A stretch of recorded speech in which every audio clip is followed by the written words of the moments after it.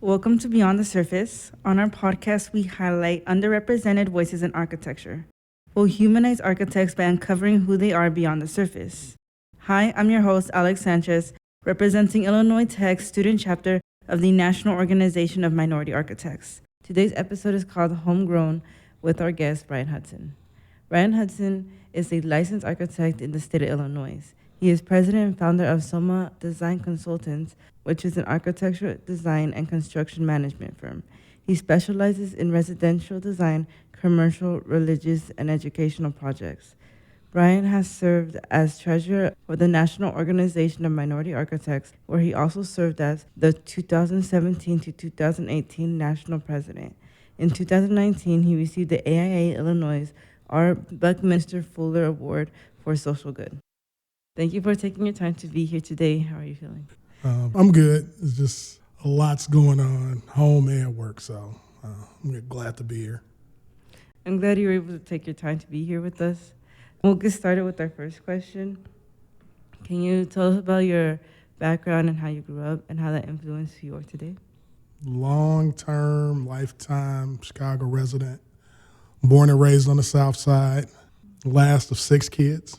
Parents moved to Chicago in the mid-50s from East St. Louis, and my dad expressed interest in high school as wanting to become an architect as well as a chef. But he wound up going and getting enlisted and going to World War II. So he was stationed in Hawaii after Pearl Harbor.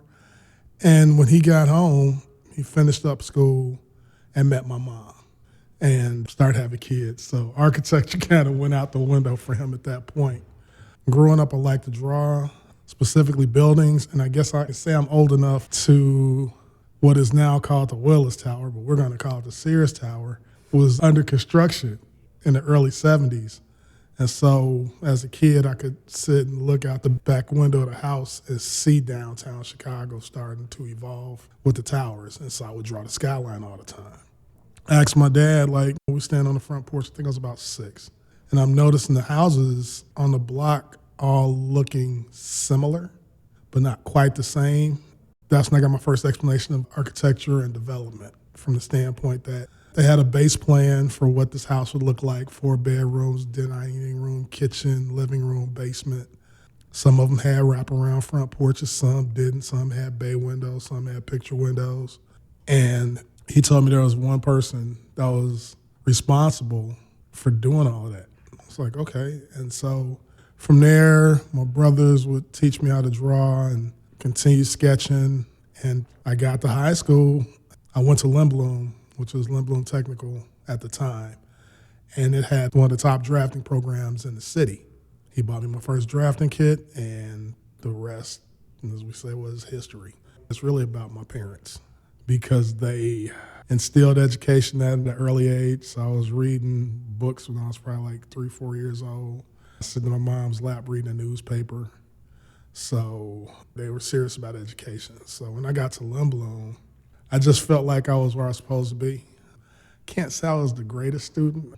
I found out that a lot of the students at that school were all number 1 at their schools. And so it was kind of a culture shock to not be the smartest anymore. So I kind of struggled with that, but I excelled, straight A's in drafting.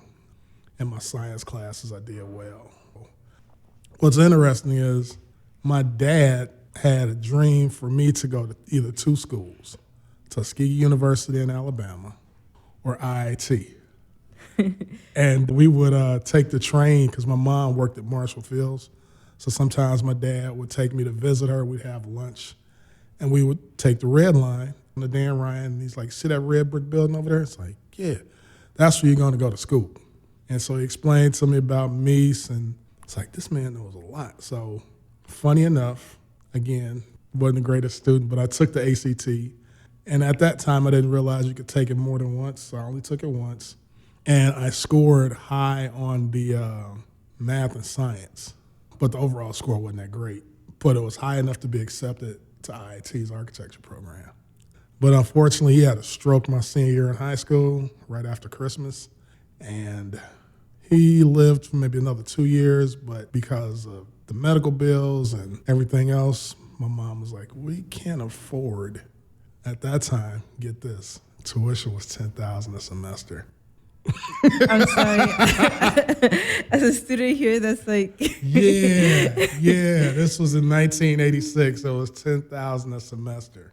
But because I was not the most focused student in high school, she was like, "This is not going to be the investment that I take out on you." Yeah. So I looked at junior colleges and enrolled at the time it was Loop College, but it's now Harold Washington. And when I got there, I was on the president's list the first semester. So getting straight A's in my design classes, I was getting straight A's in my language classes because I was going to minor in French. I did well there. I transferred after a year, went to Daly College to be closer to home because I was helping take care of my dad. So yeah, it was great.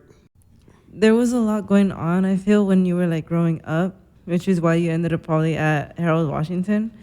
It's interesting because I guess my interest is architecture. I had the math and the science, but I didn't have the money. And so the three schools at the time that had professional architecture programs were UIUC, UIC, and IIT. And of the three, IIT was the only one that accepted me. Oh, really? Yeah. The rest of your scores aren't good enough. So I was like, okay. So yeah, I did 3 years at junior college, got a scholarship from the state to attend UIC. But at the time when I was accepted there was a 3-year wait list for School of Architecture. Oh. And so a funny thing happened in between my first day of my first semester and the middle of semester. Fell in love with my ex-girlfriend and completely lost focus. Plus, it was a 3-year waiting period. So, yeah, that was, if you're in architecture school, just focus on the grades. The love and the extra stuff, I learned firsthand, they don't mix.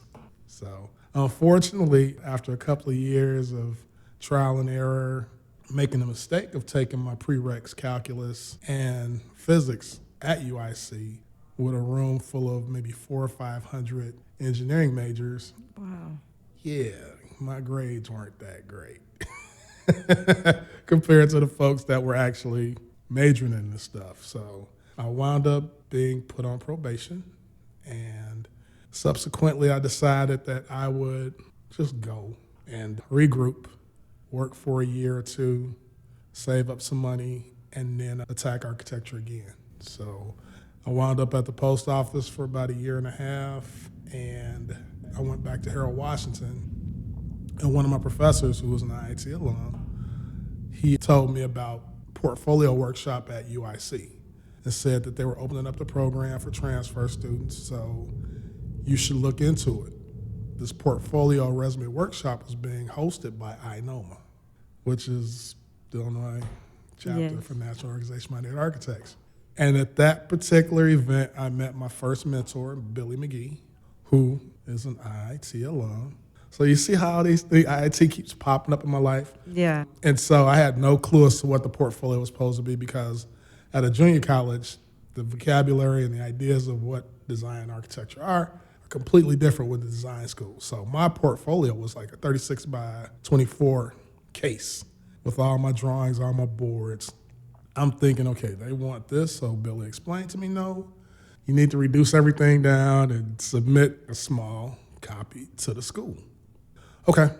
So at the time, he was working at an architecture firm in the South Loop, and he was like, swing by, we could take a look, and I'll show you what you need to do. So he's going to help me put my portfolio together. So this firm was located at 1326 South Michigan. Okay. So I go there, park down the street, walk in, go up to the second floor, and go into the lobby. And there's a receptionist, and I was like, yeah, I'm here to see Billy McGee.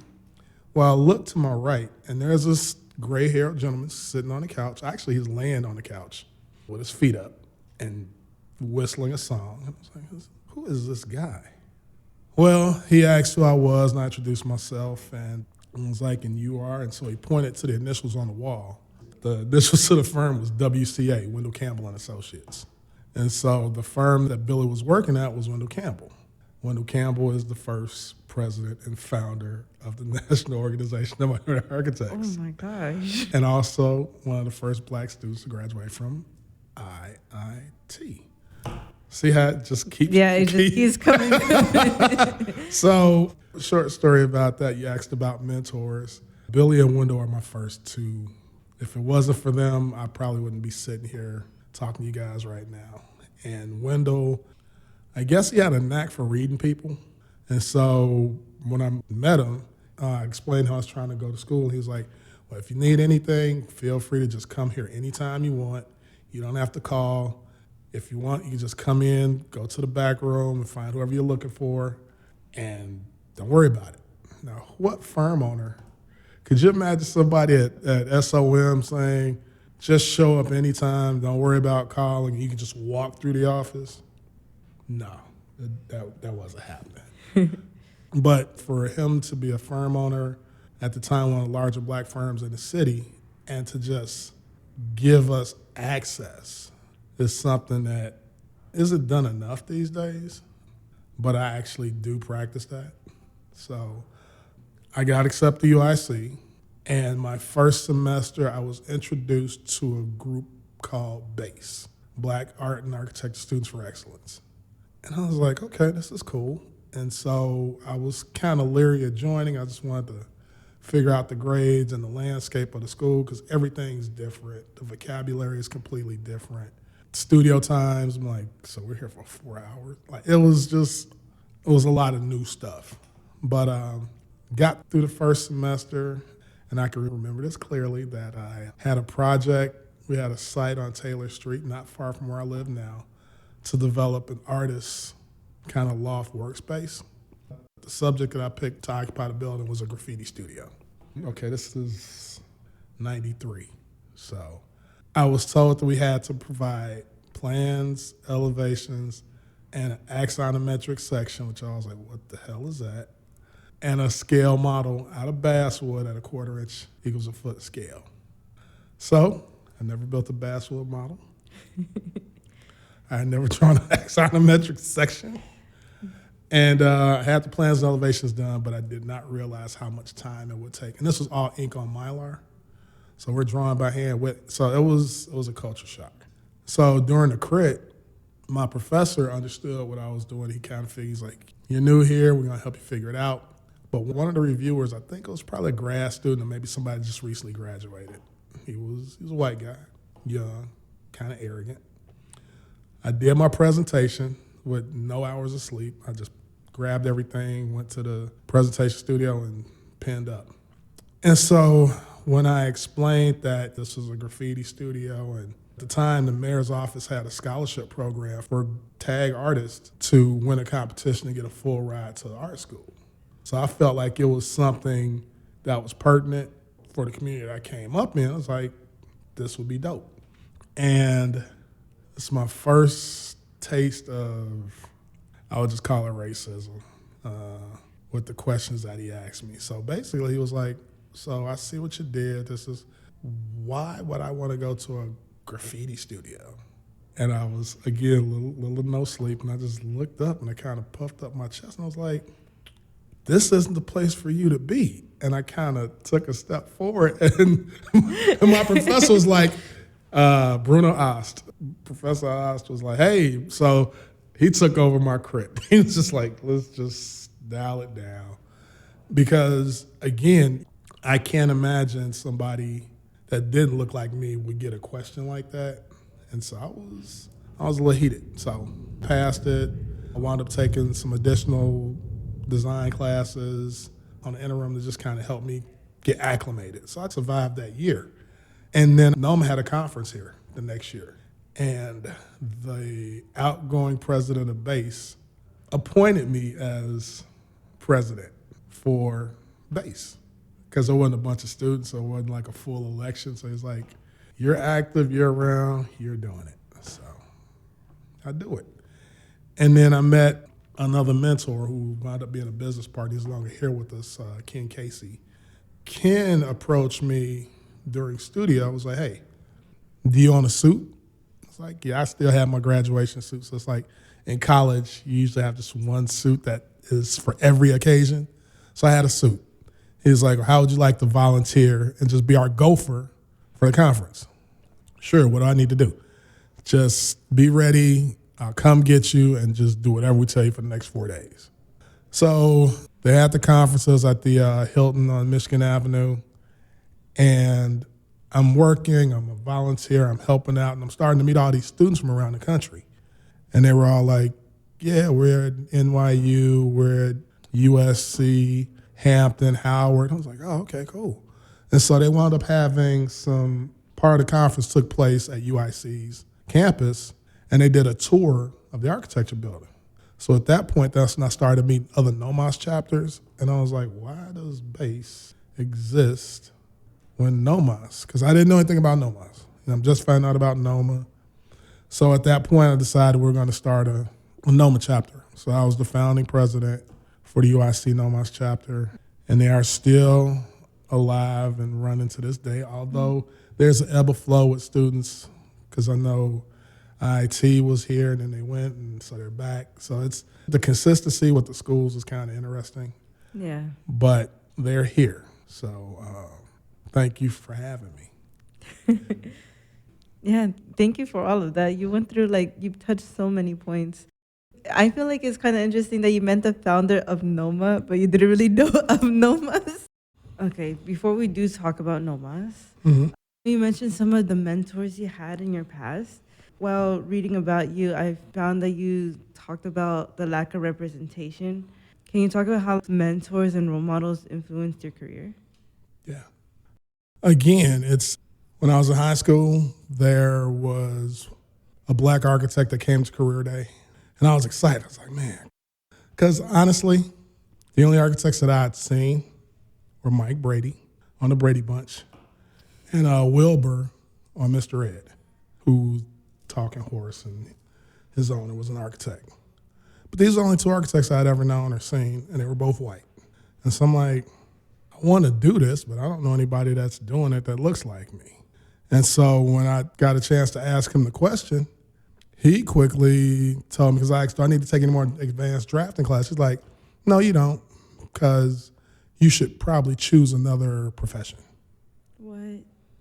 Yeah, he was, he worked at Harris Bank. He was a facilities management at Harris Bank.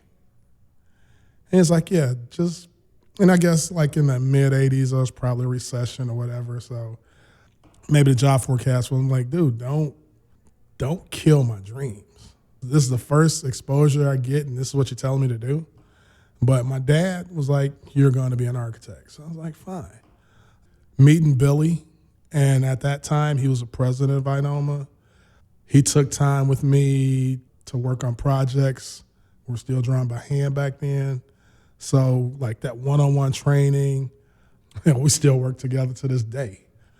So it was cool meeting him, and he's been a huge influence. But then him introducing me to Mr. Campbell, again, this is a black man from East Chicago, Indiana, who's out here doing it.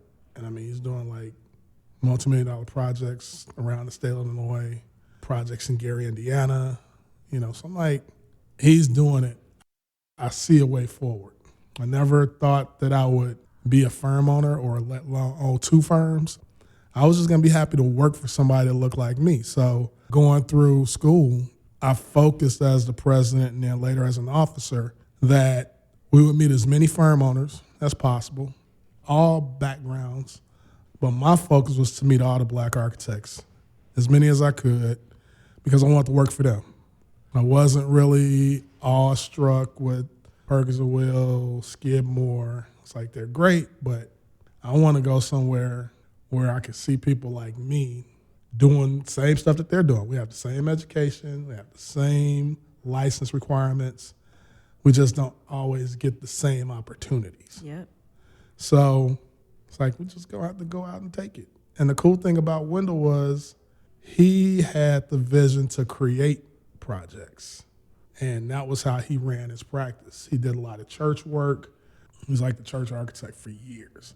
But he also did a school not far from here, Bronzeville Military Academy, which is the first public Army-focused high school in the country.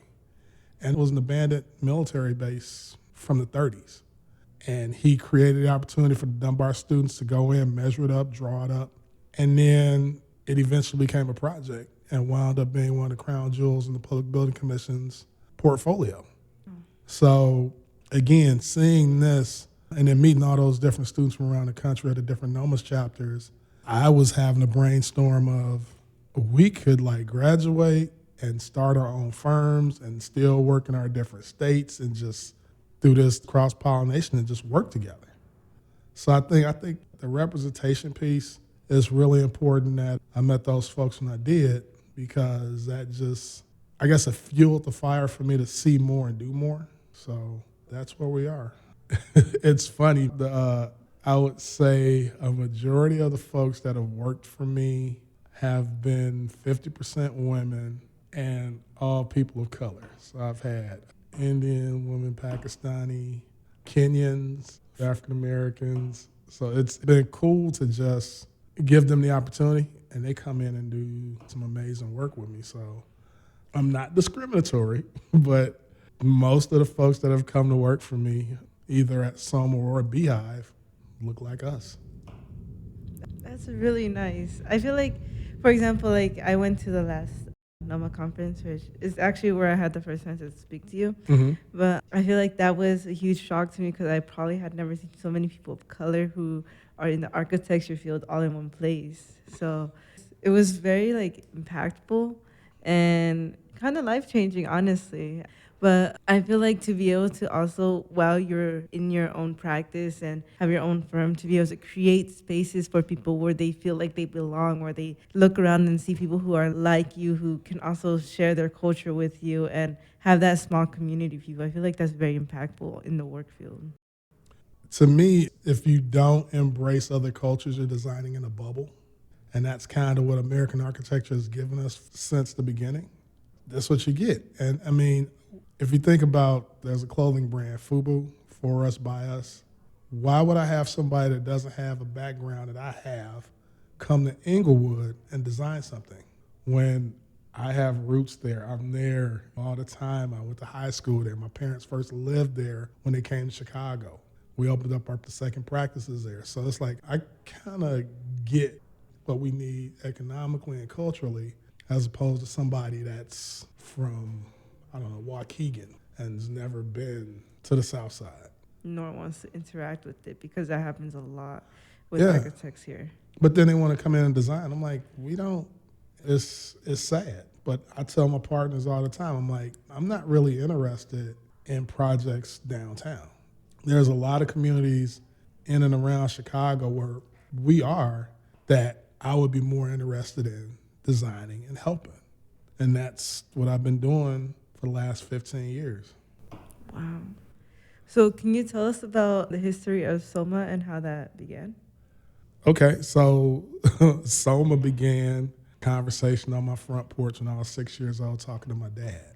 When I graduated from UIC in 97, I wound up going to work for Wendell Campbell that fall, and he gave me an opportunity to do some cool stuff. I worked on the Bronzeville Academy. I actually worked on the noise abatement program for Midway Airport, so I was like working out in the field probably for like the first 4 months that I was with the firm. And then he brought me back in. When you graduate from school, you work at an architecture firm, you get your first job, they're projects. And so they may have you, based on the contract structure and the fee, they may have you work on this housing project, they may have you working on this church. So it's almost like jumping into different studios.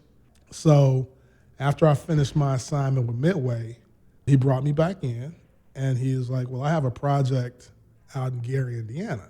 We're converting this old high school, I call them kid prisons, but it was a juvenile detention center. Okay, so kid prisons. Kid prison, Audi home. And I was just like, Mr. Campbell, I don't really feel comfortable working on this project. So if there's nothing else you got me to work on, I can just go home until you find something. And mind you, I hadn't been at the firm for 6 months. But I was just like, I took a chance, and he was like, okay, well, let me check on something. And by the end of the day, he came back and told me that I'll be working with Billy on the Bronzeville Military Academy. Oh. So the fact that he listened to what my convictions were, I felt like that was huge. And so at that time, I worked on the project, but then I found out that there were opportunities where people were doing side jobs or moonlighting, as they used to call it. And so I was with Campbell for about 4 years.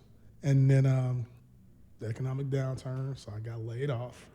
But while I was laid off, another architect, Ramona Westbrook, who's also a Lindblom graduate, reached out to me with an opportunity to work on a project that she didn't have time for. And it was a conceptual school in Kankakee, Illinois.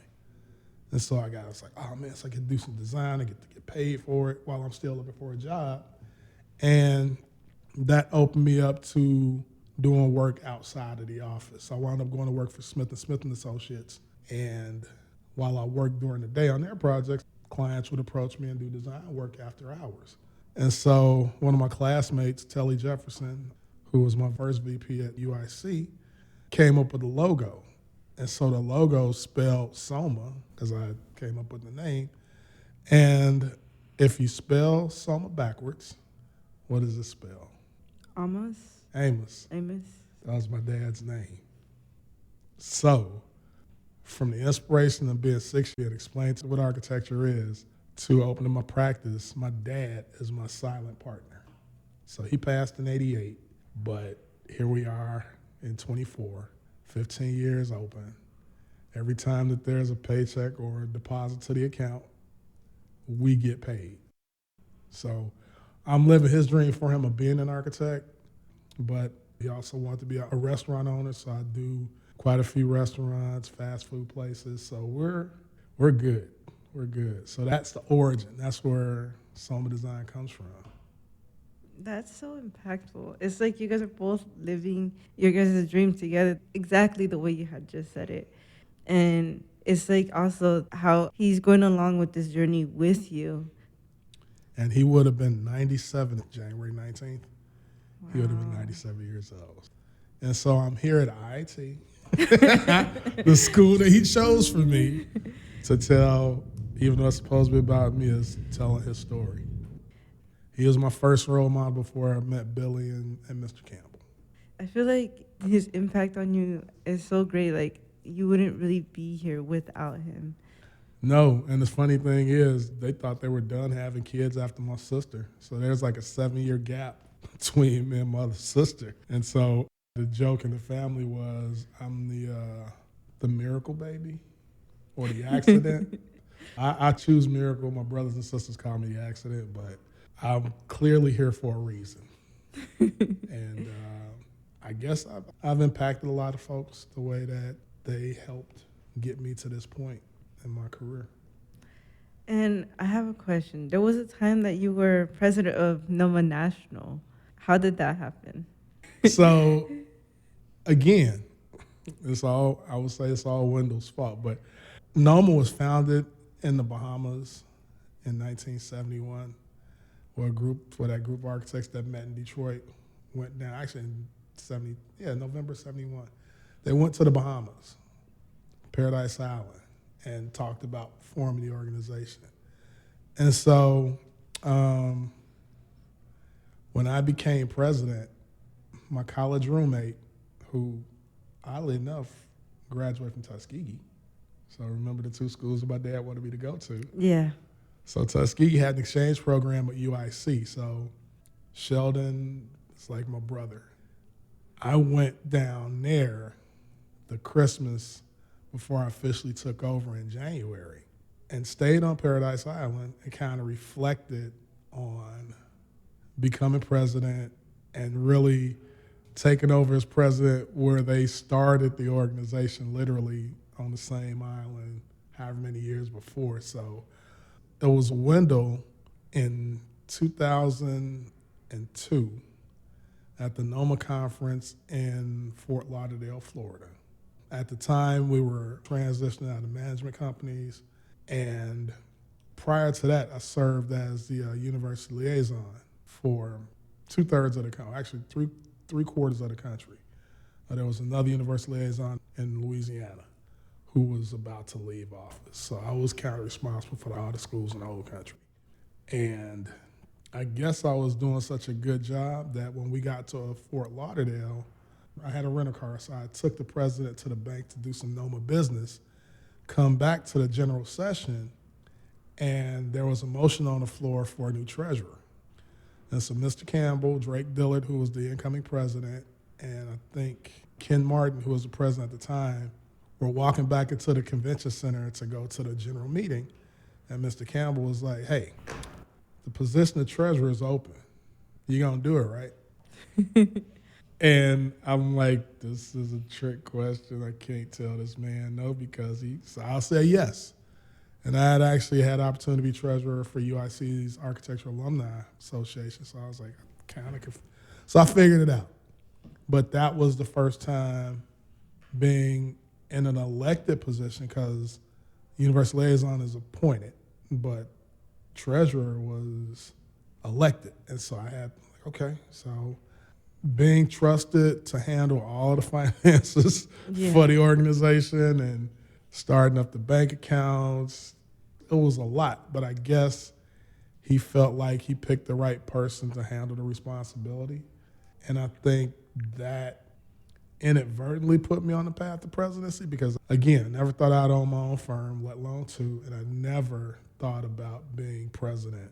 I was just happy to serve. I was just happy you gave me a job, I'll do it. And serving as the Midwest vice president, serving as university liaison again, getting the student design competition up and running in 2000 in New Orleans. When the opportunity presented itself, I was like, okay, I'll do it. And so walking in Wendell's shoes, or footsteps filling his shoes, I was kind of like, let's do it.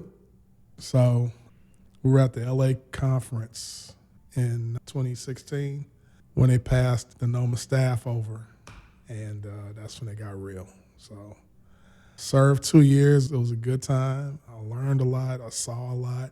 I met some really good friends with the AIA. Thomas Vanier, who was the president at the time, really took me under his wing and just became a lifelong friend. So it was good to be president. I'm sorry. It was what you said. It was good to be president. It was good. It was, I think I left the office better than I found it. How about that? Which is what every president should strive to do. So here's a funny thing, and she talks about this quite a bit, but when I was university liaison, I was like, this country is huge. So I found or reached out to some of the students that I met when we were all in the NOMAC chapters around. When I met them around the country, I was like, hey, I need you to step into this position for the Western region, for the Southern region, and for the Northeast. So my friends who were probably officers in their chapters in school answered the bell. And so when I finished my term as treasurer, I went back to working with the universities. And at that time, there was a young lady that I met in New York during the conference who was at Cornell. And I was like, you know what? She's just graduating. It's like, she would probably be good for the Northeast region. That was Kimberly Dowdell. Oh. And so we got to see Kim kind of grow up in NOMA from 2004 to 20 years later. She's the first black female president of AIA. So when I accepted the role of president, I had reached out to her because she was still around. I think she had just moved back to Detroit. And I was like, out of the folks that are currently on the executive board, I think it's time for you to come back and be involved.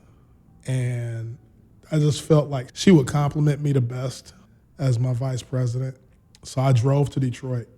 I wasn't going to ask her over the phone. I wasn't going to do it via email. I was like, I'll take you out to dinner and we can talk. So I drove a Friday afternoon. I drove to Detroit. I met her at a restaurant downtown. And I was like, it's time. We've served together before, and I think you would be good to follow. Would you be interested in being my first vice president? And I told her, so here's the thing. It's Friday night. You don't have to answer now. You can hit me up next week. Just take time, because she just finished this big deadline, and hadn't really had much sleep, and I didn't want to take advantage of her being tired. And it just happened that same day was her sister's birthday. So we went out with her sister, partied and hung out, and then I was checking out the hotel. I'm driving back to Chicago. I get a phone call, and she said, "I'll do it."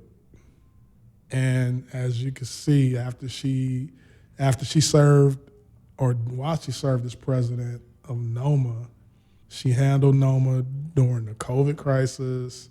She increased the numbers further than what I had as far as attendance and membership. So I felt it was a gut, just like Wendell was like, "You're gonna do it, right?" There was that kind of personal interaction that eventually landed us the first black female president for the American Institute of Architects in the history of that organization. So she tells this story all the time, and I'm like, I just learned it. I mean, this is what my predecessors taught me to do, and we're all benefiting from it. So it's really Mr. Campbell and Billy that have helped Kim become AIA's president because of what they did for me.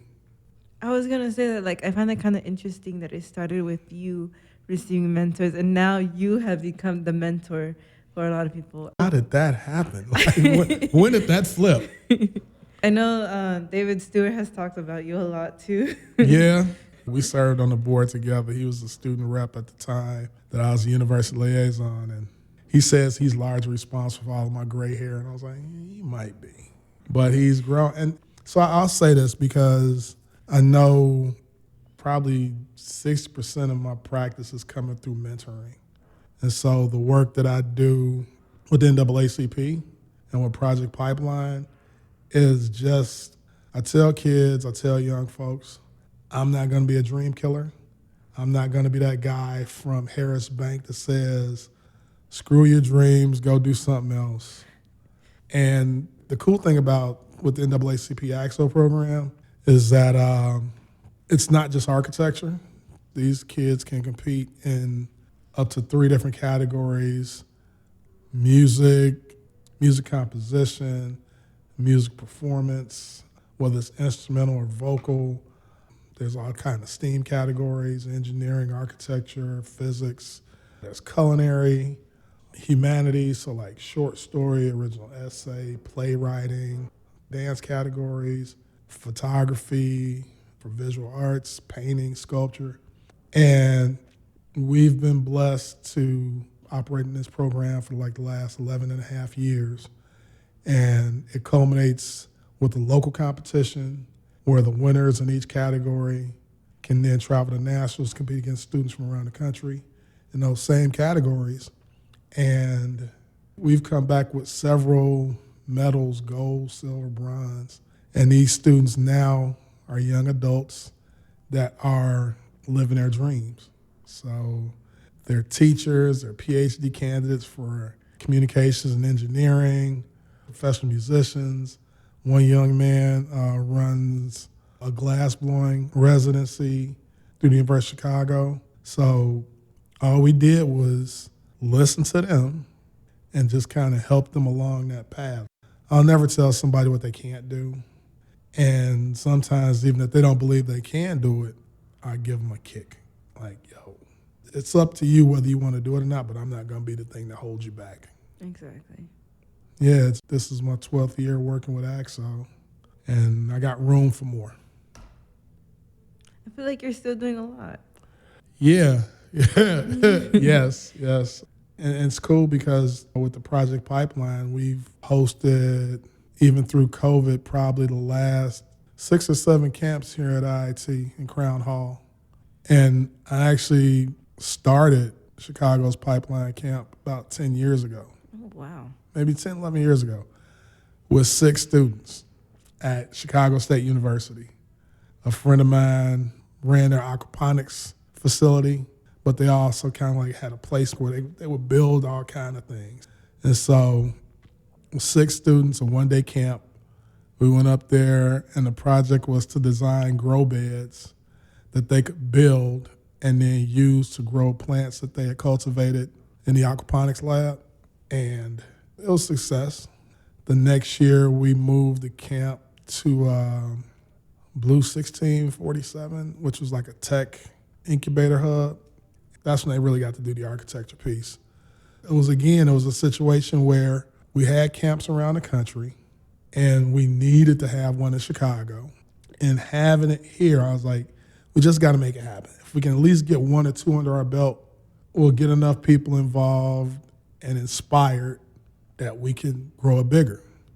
And so I want to say when Jason Pugh, who is the past president for NOMA National and one of my mentees, he's pretty much followed every position I've had with the exception of treasurer on the national board.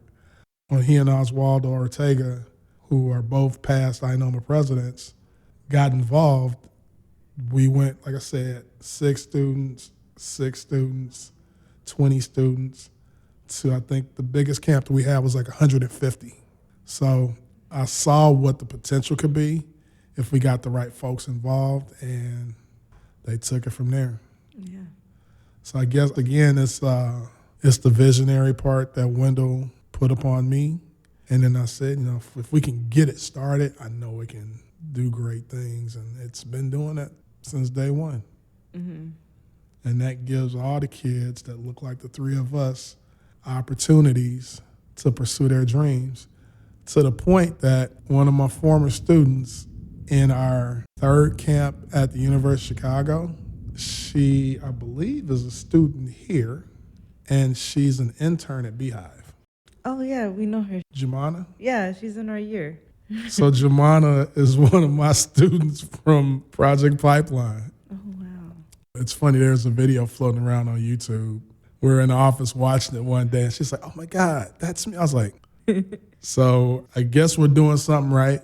She's come through the program, and she's here at school, and she's there working. So I guess that's a decent track record. Yeah. So earlier we talked about SOMA. So why don't we transition into talking about Beehive? What type of work do you guys do at Beehive? And what was your major focus when you founded the firm? So Beehive actually, again, this ties back to the mentoring piece. Beehive and Tuskegee.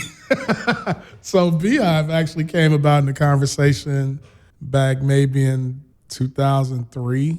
One of the founding partners, Dion Lucas, was a student intern at Smith & Smith, and he was working with me.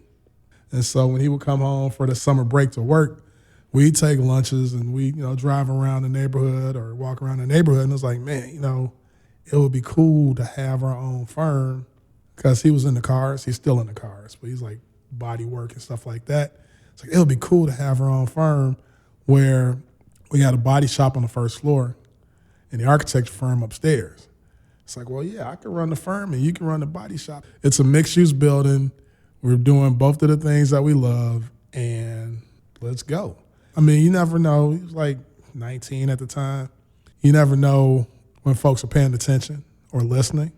And so he continued to come back every year, and there was an opportunity for him to go to East Africa, I think to Tanzania, South Africa, to work on some homes through Tuskegee's summer program. And he was like, yeah, I got this opportunity, but I'm coming home to work. And I was like, dude, if you don't go to Africa, I'm going to tell them to fire you, so you don't have a choice.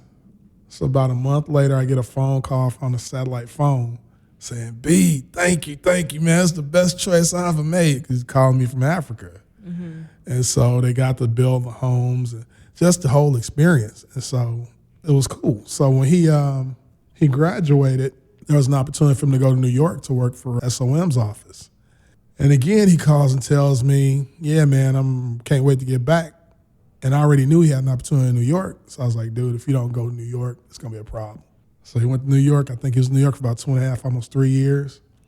Came back, got his master's and his MBA, a dual master MBA at University of Illinois Champaign. And so with the master's program, the MBA, that gave him the idea of like, okay, so now I can go and create any business I want. And that's where he and our other partner, Justin, met as students and started kind of formulating the whole idea about Beehive.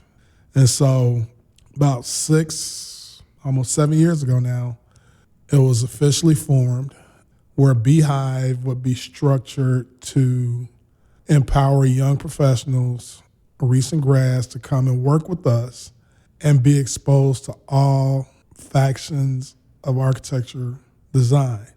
Not just you spend your first year doing site plans or bathroom elevations. No, you're going to do everything. You're going to interact with clients. You're going to learn how to write contracts. You're going to go to job sites, whether it's measuring up or being there when during the construction process. You're going to be exposed so that it helps you develop quicker, but it also gives you an opportunity now that they've kind of changed the licensing programming. You can get licensed quicker. It's just, I feel like it's a better tool. And so the fact that he listened back then to get where we are now, we actually closed in our current building at 1122 West 63rd. We actually closed the first day of the NOMA conference here in Chicago in 2017. Wow. And so E.G. Wood kind of focuses on helping develop brick and mortar projects for entrepreneurs. And so 1122 is our first project where we have an architecture firm in the basement, coffee shop on the first floor, a barber shop on the mezzanine, and then a retail clothing and consignment on the second floor. So the idea of the mixed use with the car and architecture, now we have 4 businesses in the same building, all Black owners, all have ownership in the building itself. And then we're currently working out 1022 West 63rd for the food hub, which where other partners are going to be with 2 restaurants, a test kitchen, and some leasable office space. So Beehive and E.G. Wood are kind of the things that were created to give us opportunities to do work for folks that look like us in our neighborhoods, whether that's on the south side or the west side. So we were talking a lot about mentorships. So what advice would you give to young students and designers? Always be open to help. Architecture in and of itself is not about just one person. So even small, large projects, there's a team. So you should always look to strengthen the team. Like I said, when you talk to young folks, you never know who's listening or who's paying attention. So the fact that Jumana works for us now, would never thought about that. And the fact that it circles back to an interaction she had in architecture camp when she was like 10 years old, 12 years old. So be present, be open. Don't ever think just because you're a student or you're young in a profession that you can't make a difference for somebody else. And always pay it forward by reaching back. Like one of my responsibilities when I was on the local NOMA board, I was the student rep for all of the different colleges. And so IIT went through a little period, maybe like 98, 99 of not being active. And I was able to come up here and help them get reactivated, even to the point that they started doing programming where I started like desk crits at UIC while still a student. I would just have professionals come in like after studio.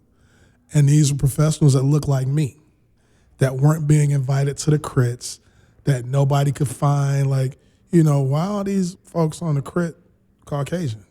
No Asians, no blacks, no Hispanics. I mean, come on. This is Chicago. You have all these different people that own firms, but these are the only people you can find. So it got to the point that we would have anywhere from 15 to 20 professionals, majority of them are Black, come and review on students' work. And it wouldn't just be the African American or Black students.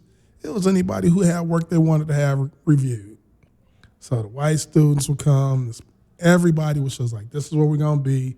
We're going to have something to eat. We're going to have something to drink. And we're going to have people that can review your project. And this will happen like maybe a week before final crit.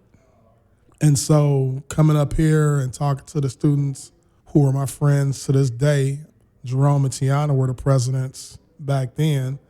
Jerome teaches drafting at Simeon. Career Academy, and Tiana is a principal at a firm out in San Francisco. But they thanked me for being here for them, but they started the practice of having folks come up for crits here. So it doesn't make a difference where in your professional track, you always had the opportunity to help and help others grow. Even to the point that when I was president, I wanted to make sure when I graduated and everybody in my class that was a NOMAC member graduated, we had jobs before we left that campus. And for the most part, we all did, with the exception of 2 young ladies who were just too busy to come out to the events because they were so focused on, I got to work, I got school. Architecture isn't like that. Life isn't like that. You have to be active. You have to participate. So everybody knew pretty much when we were graduating, the day we were graduating, and we're like, okay, well, you can start. If you graduated on the 17th, you can start on the 19th. I didn't look for a job because I didn't want to work when I graduated. I need a break. I took a longer path to go through college, and I left UIC and waited to get into UIC again and took care of my dad for 2 years. So I didn't just go straight through college. It was probably like almost 9 years from graduating from high school, because it was 10 years. But I don't think if I had went to IIT in September of '86, I doubt seriously I'd be sitting here talking to you guys right now, because that would have changed the whole trajectory. I probably wouldn't have met half the people that I know now. So it's always important to just be there. And when I did find a job or look for a job, I got one, and I wasn't a good fit. It was a very conservative office. And I actually was on the phone on a Friday morning giving a referral for one of the young ladies who didn't have a job to Wendell, Mr. Campbell. He had called me and was like, hey, I got this young lady, can you tell me about her? And I was like, she's great, hire her. And then I got laid off that afternoon, and I called Mr. Campbell back. I was like, hey, man, I know Pam's great, but I need a job. And he was like, well, it just so happened to have 2 positions open. So me and Pam worked out for both of us that we both were hired. But again, it was just being in that position. I mean, at this point, I've written so many letters for folks to get into grad school or qualify for scholarships. I'm happy where I'm at right now, because I believe in karma, and I keep it full of positives. So it's just good to sit back and reflect on all the people. And sometimes it's hard to do, because we're talking 30 plus years at this point of just being engaged and helping folks. And given all the experiences you have had, what are your future plans? So when architects get to a certain age, they talk about transition plans or stuff like that. SOMA is not going to outlive me. It was only put in place for me and my dad, so when I go, it's gone. Beehive, Dion was like, we're going to give it to the young folks. So there's always the opportunity, if you come to work for us, you're kind of buying into the idea that you can run this firm one day. It's not going to be something that's coveted. Ooh, maybe I'll let you. No, you're here, you're putting in the time and the sweat. If this is something that you think you want to do later, then come on. It's not a secret. It's not, hey, this is for all of us. So I'm going to continue doing what I've been doing since high school, helping folks out, getting people what they need when they need it, and hopefully retire somewhere in Costa Rica and New Orleans. Those are my 2 favorite parts of the world outside of Chicago. So maybe a 10-year plan to figure that out. I appreciate you so much for being able to be on this podcast. I really enjoyed our conversation, and I feel like you have experienced so much, and you have done so much for the community in architecture and just Chicago overall. And so honestly, I appreciate that, and I thank you for all the stuff that you have done to help people that look like me. And I'm glad that I'm able to grow up with more representation around me. So thank you for that too. You're very welcome. I can't be anybody else. This is what I do. Thank you. I want to thank everyone for listening. We release our episodes monthly. You can find us on Spotify, Apple Podcasts, Amazon Music, and Google Podcasts. You can also follow us on Instagram at beyondthesurface_NOMAS IIT. I want to thank our producer, Caleb Kwok, the NOMAS IIT team, and WIIT for making this podcast possible. Thank you for listening to this episode of Beyond the Surface featuring Bryan Hudson. Until next time, goodbye.